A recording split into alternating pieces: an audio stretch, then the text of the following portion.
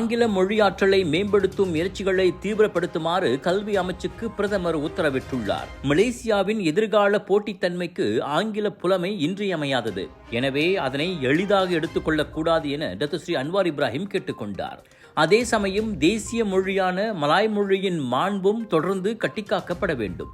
மக்களை ஒன்றுபடுத்தும் மொழியாக அது வலுப்படுத்தப்பட வேண்டும் என்றார் அவர். தேசிய மொழி தெரியாத மலேசியர்களை ஏற்றுக்கொள்ள முடியாது. இது நம் மொழி, நாம் தான் இதனை போற்றி காத்திட வேண்டும் என அன்வார் சொன்னார். எம்பெங் வங்கி குழுமத்தின் 50ஆம் ஆண்டு பொன்விழா விருந்தில் உரையாற்றிய போது பிரதமர் அவ்வாறு கூறினார். Sunshine Kids, the place where your kids shine, the fastest growing, award-winning, best preschool chain in the town.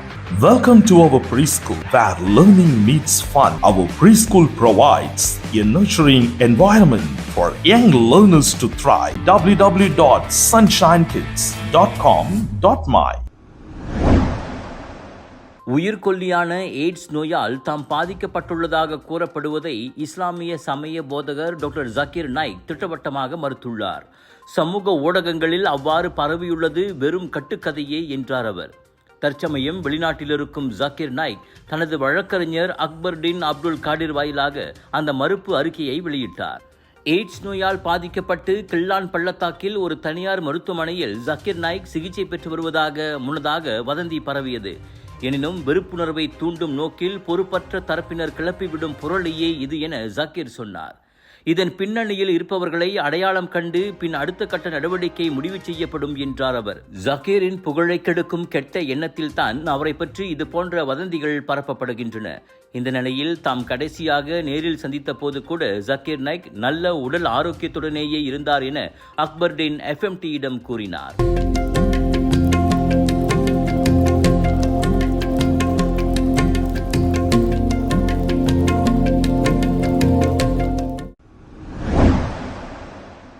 அரசாங்க பல்கலைக்கழக நுழைவுக்கான UPU முறை வெளிப்படைத்தன்மை இல்லாமல் பலவீனமாக உள்ளதாக கூறப்படுவதை உயர்கல்வி அமைச்சு மறுத்துள்ளது. தேர்ச்சி மற்றும் குறிப்பிட்ட அளவீடுகள் மூலம் முழுக்க தகுதி அடிப்படையிலேயே பட்டப்படிப்புக்கு மாணவர்கள் தேர்ந்தெடுக்கப்படுகின்றனர். எனவே தேர்வு முறையில் எந்த குளறுபடியும் இல்லை என அமைச்சு விளக்கியது. STPM தேர்வில் 4 CGPA புள்ளியோடு புறப்பாடங்களில் 99.9 விழுக்காடு தேர்ச்சி பெற்ற ஒரு மாணவருக்கு மலாயா பல்கலைக்கழகத்தில் அவர் விரும்பிய கணக்கியல் பட்டப்படிப்பு UPU வழி கிடைக்காமல் போன சர்ச்சை குறித்து அமைச்சு அவ்வாறு கருத்துரைத்தது. அம்மாணவருக்கு நிர்வாகத்துறை இளங்கலை பட்டப்படிப்பு வழங்கப்பட்டுள்ளது. அதுவும் ஆராய்ச்சி பல்கலைக்கழகத்தில். அதுவும் அவரின் தேர்வுதான். 5வது இடத்தில் அவர் அப்படிப்பை தேர்வு செய்திருந்தார்.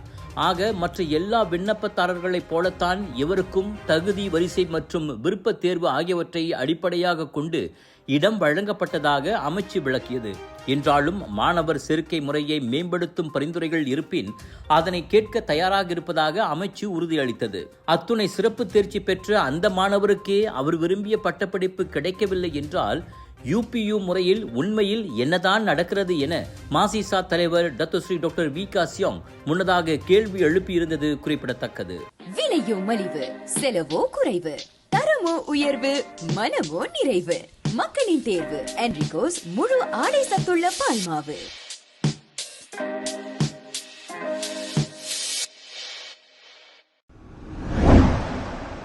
ஹமாஸ் உயர்மட்ட தலைவர்களை குறிவைத்து இஸ்ரேல் நேற்று காட்டார் தலைநகர் டோஹாவில் தாக்குதல் நடத்தி அதிர்ச்சியை ஏற்படுத்தியது.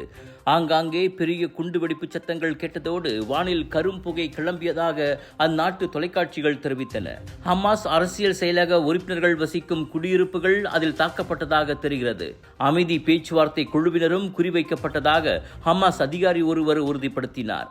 அத்தாக்குதலை கடுமையாக கண்டித்த கட்டார் இது நாட்டின் இறையாண்மைக்கு எதிரான செயல் என சாடியது. ஈரானும் கடுமையாக எதிர்ப்பு தெரிவித்தது. இந்த நிலையில் டோஹாவில் உள்ள அமெரிக்க தூதரகம் தனது குடிமக்கள் பாதுகாப்பாக உள்ளே தங்குமாறு அறிவுறுத்தியது. இதற்கிடையில் காசா நகரிலும் இஸ்ரேல் தாக்குதலை தீவிரப்படுத்தி வரும் நிலையில் பொதுமக்களை வெளியேறுமாறு எச்சரித்து விரைவில் தரை நடவடிக்கை தொடங்கப் போவதாக பிரதமர் பெஞ்சமின் நேத்தன்யாஹூ தெரிவித்துள்ளார். 2023 முதல் தற்போது வரை நடக்கும் போருக்கு ஹமாஸ் தலைவர்களே பொறுப்பாளிகள் என இஸ்ரேல் ராணுவம் கூறி வருகிறது. Ayo Aeon Big Subang Jaya ஸ்லாங்கோரில் 10 14 செப்டம்பர் வரை GM இந்தியன்ஸ் வழங்கும் Selangor global mega Deepavali expo. Deepavali களை கட்டுறது, ஷாப்பிங் மேளா தொடங்குது. ஹோல்சேல் விலையில் 80% வரை டிஸ்கவுண்ட் சேல். லட்சக்கணக்கான பொருட்கள். ஃபுட் ஃபெஸ்டிவலில் விதவிதமான ருசியான வைரல் ஃபுட்ஸ் காத்திருக்கு.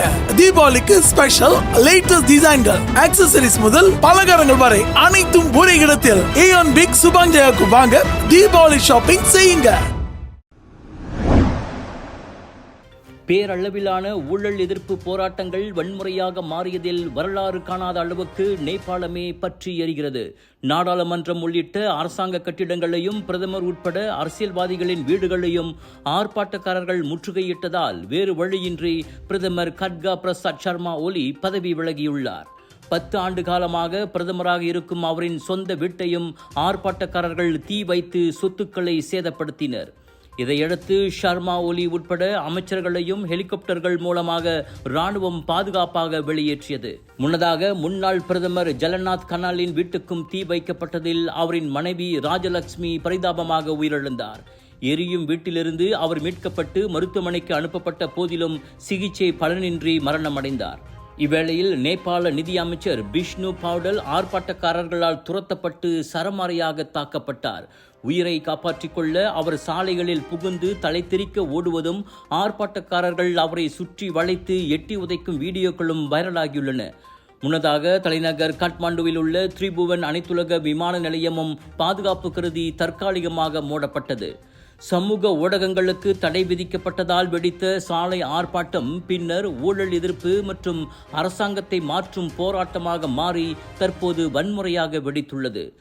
பாதுகாப்பு படைகளுடனான மோதலில் இதுவரை 19 பேர் பலியாகியுள்ளதால் ஆர்ப்பாட்டக்காரர்களின் கோபம் அடங்காமல் அந்த தெற்காசிய நாடே கடும் அமளியில் மூழ்கியுள்ளது.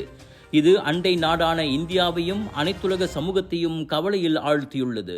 கலர்ஸ் ஆஃப் இந்தியா பிரம்மாண்டமாக வழங்கும் Kedah global mega Deepavali expo 16 21 September வரை வில்லேஜ் மால் சுங்கப்பத்தானி கடாவில் 80% வரை டிஸ்கவுண்ட். ஹோல்சேல் விலையில் பொருட்கள், லேட்டஸ்ட் காலிவுட் பாலிவுட் கலெக்ஷன்ஸ், 100க்கும் அதிகமான ருசிக்க viral food choices, sari, Punjabi suits, lehenga, kurta, kurtis, accessories, home decor அனைத்தும் உண்டு. வில்லேஜ் மால் சுங்கப்பத்தானி கடாவில் திரண்டு வாருங்கள், ஷாப்பிங் செய்யுங்கள். மெகா தீபாவளி ஷாப்பிங் தொடங்கியாச்சு. AI வருகைக்கு மத்தியில் ஆப்பிள் நிறுவனம் தனது iPhone 17 விவேக கைபேசியை அறிமுகப்படுத்தியுள்ளது. iPhone வரிசையிலேயே மிக குறைந்த தடிமன், அதாவது வெறும் 5.6 மில்லிமீட்டர் அளவை மட்டுமே கொண்டதுதான் இந்த iPhone 17 $999 விலையில் வரும் இந்த மாடல் ஆப்பிளின் சக்தி வாய்ந்த புதிய A19 Pro சிப் மூலம் இயங்குகிறது.